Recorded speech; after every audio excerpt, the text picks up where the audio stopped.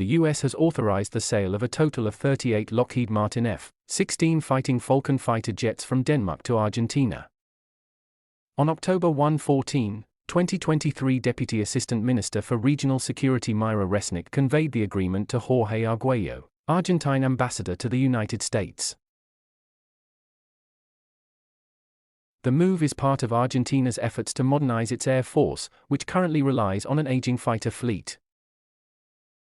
The authorization for the F-16 includes support packages, equipment, maintenance information and weapons.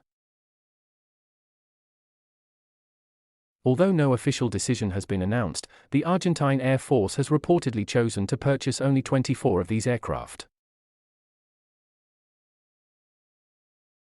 As is known, for every sale of fighter aircraft or other defense equipment made in the US, the selling country must first obtain approval from Washington.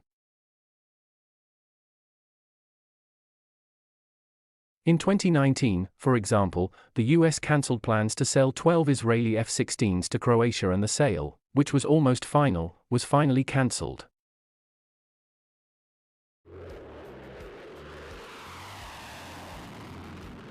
Previously, Argentina intended to buy the F-50 Fighting Eagle from South Korea. However, this intention was vetoed by England, which has the rights to the components of the aircraft.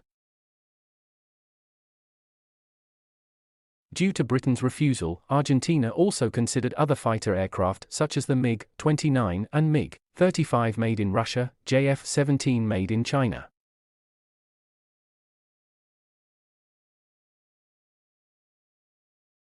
The Argentine Ministry of Defense itself has allocated $664 million in September 2023 to acquire 12 new fighter aircraft.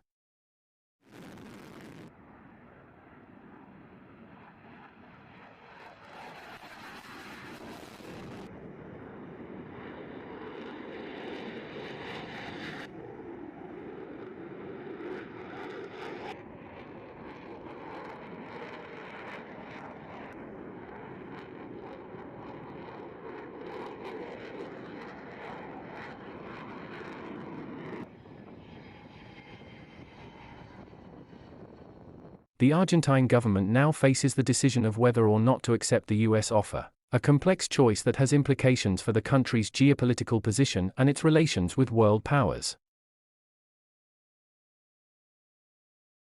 This decision will have far-reaching impacts affecting Argentina's military capabilities and geopolitical alignments.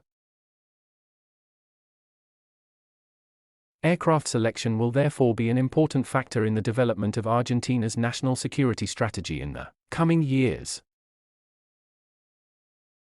The selection of the F-16 will likely strengthen Argentina's ties with the United States and other Western allies, but could also come with conditions on how the aircraft can be used.